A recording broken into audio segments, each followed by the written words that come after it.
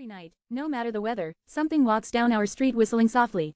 You can only hear it if you're in the living room or the kitchen when they walk by, and it always starts at exactly 3:03. The sound starts faint, somewhere near the beginning of the lane near the Carson place. We're towards the middle of the street, so the whistling moves past us before fading away in the direction of the cul-de-sac. When I was younger, my sister and I would sneak into the kitchen some nights to listen. Mom and Dad didn't like that, and we'd catch hell if they found us out there, but they were never too hard on us since we always stuck to the one big rule. Don't try to look at whatever was whistling. My neighborhood is a funny place. I've lived here since I was 6 and I love it. The houses are small but well kept, good-sized yards, plenty of places to roam. There are a lot of other kids here my age. I turned 13 back in October. We grew up together and would always play foursquare in the cul-de-sac or roam around from back porch to back porch in the summer. This was a good place to grow up. I'm old enough to see it. And there's only the two strange things here, the night whistling and the good luck.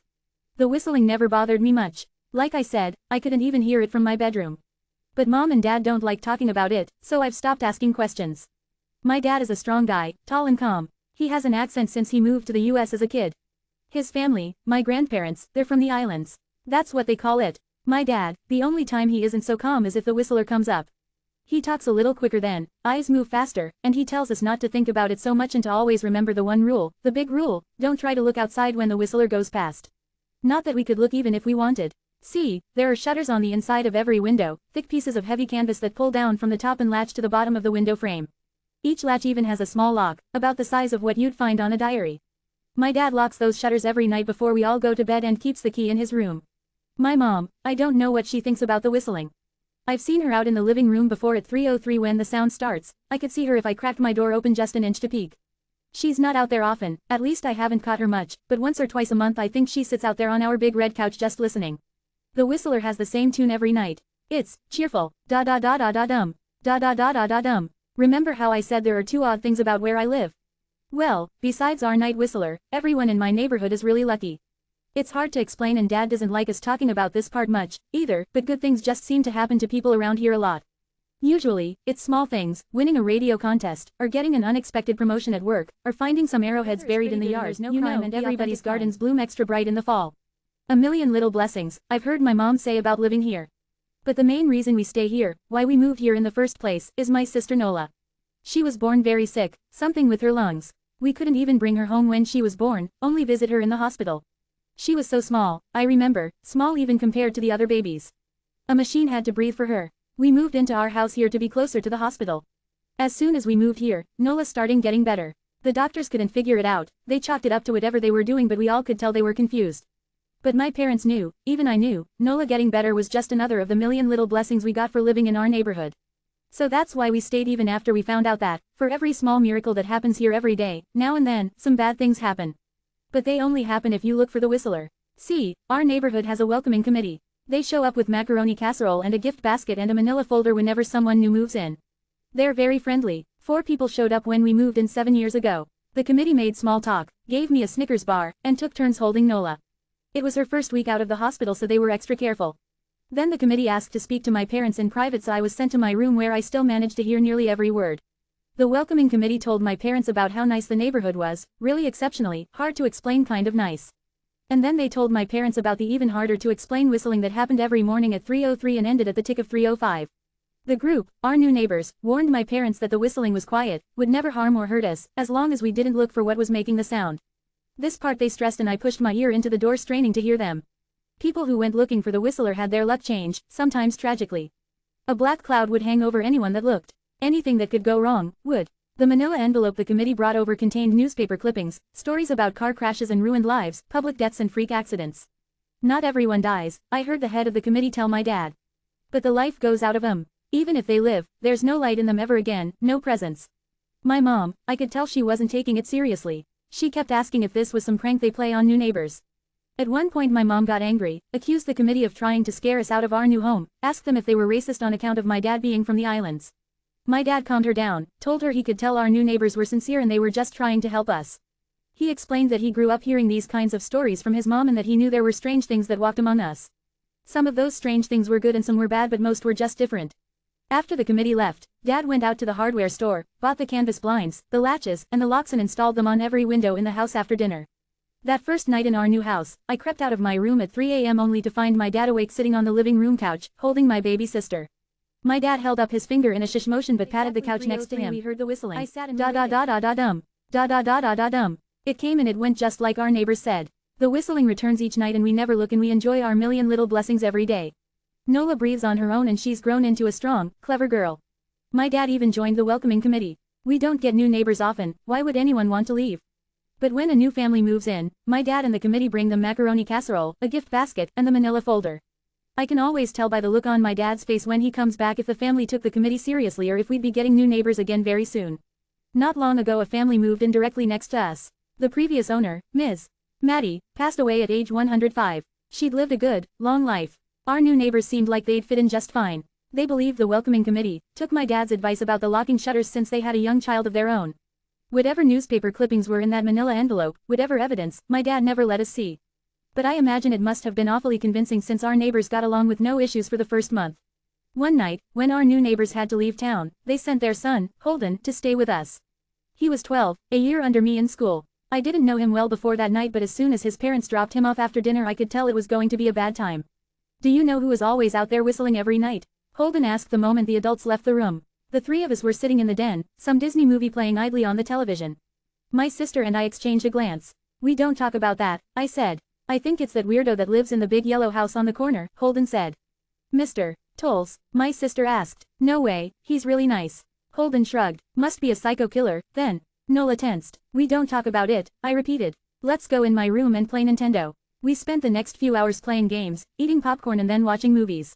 A typical sleepover but I could see Holden was getting antsy. After my parents had wished us a good night, locked the blinds, and gone to bed, Holden stood up from his beanbag and walked over to where Nola and I were sitting on my bed. Have you ever even tried looking? He asked. It's nearly time. Like most sleepovers, we'd conveniently ignored any suggestion of a bedtime. I was shocked to see he was right. It was almost 3 a.m.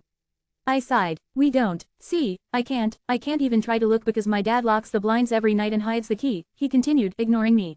So does our dad, said Nola. No, replied Holden. No, he doesn't. You saw him do it, I said, a little sharper than I meant to sound. Holden grinned. Your dad locks the blinds, yeah, but he doesn't hide the key. He keeps it right on his normal keychain. So, I asked, worried I already knew what he would say next. Because I had noticed that my dad didn't bother hiding the key anymore after all of these years. Because he knew we took it seriously. So, after your dad locked up but before your parents went to bed, I went to the bathroom.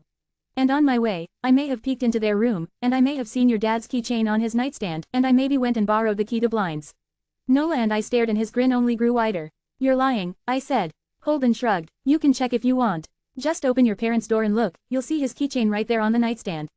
Stay here, I told both of them. Don't move a muscle. I hurried over to my parents' room but hesitated at the door. If Holden wasn't lying, my dad would be angry. Beyond angry. I was scared thinking about it. But more scared of an open window with the whistler right outside. I opened the door, barely an inch, and looked in but it was too dark to see. Taking a deep breath, I walked into the room. 2 steps into the dark I froze. The whistling started, and I could hear it clearly, from my parents' room. I never realized but they must have heard the sound every night since we moved into the house. They never told us. I don't think I could have slept through it. I stood there, listening to the whistling come closer, unsure whether I should turn on a light or call out for my dad. Soft sounds from the living room brought me back to reality. Nola, I yelled, running out of my parents' room. Holden and Nola were standing near the front door next to a window. Holden wasn't lying. I could see him fumbling with the lock on one of the blinds. I heard a click. He did have the key. Holden let out a quick laugh. Nola stood next to him, hunched up, afraid but maybe curious. The whistling was right outside our house now. I think I made a sound, called out. I can't remember. Time felt frozen, clock hands nailed to the face. But I found myself moving. I'm not fast, I've never been athletic. Somehow, though, I covered the space between myself and Nola in a moment. My eyes were locked on her but I heard Holden pull the blind all the way down so it could release. I heard the snap of it start to raise, and I heard the whistling just on the other side of the window. But I had my arms around Nola and I turned as she was facing away from the window. At the same time, I jammed my eyes shut. The blind whipped open. The whistling stopped. I felt Nola shaking in my arms. Don't look, okay, I told her. Don't turn around. We were positioned so that she was facing back towards the hallway and I was facing the window. My eyes were still closed. I felt her nod into my shoulder. I reached out with the arm not holding Nola and tried to touch Holden. My hand brushed against his arm. He was shaking worse than Nola. Gingerly fell for the window, eyes still sealed shut. The glass was cold against my fingertips. Colder than it should have been for the time of year. I moved my hand up the window, searching for the string to the blind. The glass began to get warmer the further I reached and there was a gentle hum feeding back into my fingertips. I tried not to think about what might be on the other side of the window. Finally, I touched the string and yanked the blinds shut. I opened my eyes. In the dim light leaking out from the kitchen, I could make out Holden, pale and small, staring at the now closed window. "Holden," I asked again. He turned towards me and he screamed. Everything became a flurry of motion. Lights sparked to life in the hall, then the living room. My parents' footsteps thudded across the hardwood floor. I didn't turn to look back at them, my eyes were glued to Holden. He was pale, had bit his lip so hard there was a thin red line of blood running down his chin and he'd wet himself. "What happened?" my dad asked from behind me. I managed to swivel away from Holden and look back. He looked. I'd never seen my dad scared before but I saw it that night, in that moment, an old, ugly terror stitched on his face. A parent's fear. "Just Holden," he mouthed to me. I nodded yes. My dad let out a breath. He looked so relieved I nearly expected him to cheer. But then he turned to Holden and my dad's face changed. I wondered if he felt bad for feeling good that Holden was the only one that looked. There was a knock at the door. We all froze. Holden whimpered. "Don't answer it," my mom said. She stood at the threshold of the hall. I'd always thought she was a skeptic and just humored my dad about the windows and the whistler but that night we were all believers. I noticed that both of my parents held baseball bats they must have taken from their bedroom. The knock came again, a little louder this time. "Please don't open the door," Holden whispered. My dad walked over to him, hugged him close. "We won't," my dad promised, still holding his bat. "Nothing is coming in here tonight." Thud thud thud. This time the knocking was loud enough to rattle the door. Holden screamed again and Nola clutched her arms around my neck. My mom came over and knelt down next to us, wrapping my sister and me close. Thud thud thud. "Call the police," my mom whispered to my dad. The knocking instantly stopped. My dad looked over his shoulder at us. "Do you think?" He was cut off by frantic knocking that trailed off to a polite tap tap tap. "Police," something said from the other side of the door. The voice from outside sounded exactly like my mom, like a parrot repeating the words back to her. "Police. Call. The police. Tap tap tap. Police." My mom pulled us closer. "Police. Police. Police. Police. Please stop," I heard her whisper. "I don't think calling them will help," my dad said. "How will we know when they're the ones at the door?" The knocking came back harder than before. The door shook. Then it stopped. After a long moment, I heard the knocking again but it was coming from our back door. We all turned together towards the back door but the knocking immediately returned to the front door. Front to back to front, loud then quiet then loud again. Suddenly, the sound was coming from both doors at once, big, heavy blows like a sledgehammer. Then something started rapping against all of the windows in the house, then the walls. It was like we were living inside a drum with a dozen people trying to play at once. Or we were a turtle and something was attempting to claw us out of our shell. "Stop," Holden yelled. The knocking died. "I won't tell," Holden said, staring at the door. "I promise I won't tell anyone what I saw. Just please go away." We waited for nearly a minute. Then we heard it, a soft tap tap tap coming from the window Holden had looked through earlier. Holden started to cry, sobbing like a prisoner watching gallows being built outside their cell. My dad held him, brushed his hair but never lied to him, never told him things would be okay. The tapping at the window went on for the rest of the night. We huddled together in the living room for I don't know how long. Eventually, my mom tried to take us kids into my room while my dad stayed to watch the door. But the second we moved into my bedroom the knocking came back, so loud it was possible to ignore. I was afraid the door couldn't take it. We went back to the living room and the knocking stopped. Only the tap tap tap on the window remained. None of us slept that night. The tapping stopped around 7 a.m. That's about the time the sun comes up here. We waited another 2 hours before my dad opened the blinds from one window. He made us all go back to my parents' bedroom first. I heard him open the door then come back in. "Okay," he told us. "It's done." Holden's parents came back around lunchtime. My mom and dad walked Holden over to his house and they all went inside for quite a while. Nola and I watched from the window. She stuck to me the whole day, right at my side, sometimes holding my hand. When my parents came back they looked grim but wouldn't tell us what they said to Holden's family. It was a Sunday so we all spent the day together, ordered pizza and watched movies. That night everyone slept in my room, Nola and my mom in the bed with me, my dad in a chair he'd pulled over. There was no knocking that night or any night since. We didn't see much of Holden or his parents for the rest of that week but by Thursday there was a moving truck in their driveway.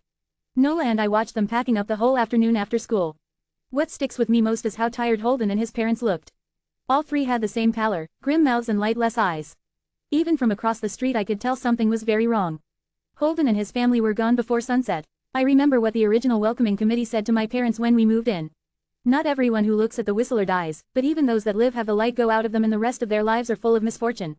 A million little tragedies. I think Holden's parents must have looked, either to comfort him if they didn't believe or share the burden if they did. I watch Nola some days, happy and young and alive, and I wonder if I'd been slower, if she'd looked out the window that night, would I have looked too? To comfort her, to share that burden, I'm glad I don't have to find out. We still live in that house, in that neighborhood. We still hear our whistler walking past every night.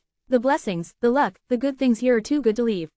But we're careful, we don't have friends over to spend the night anymore. And my dad hides the key to the blinds very, very well. Not that I've gone looking. Some things you just don't need to look for.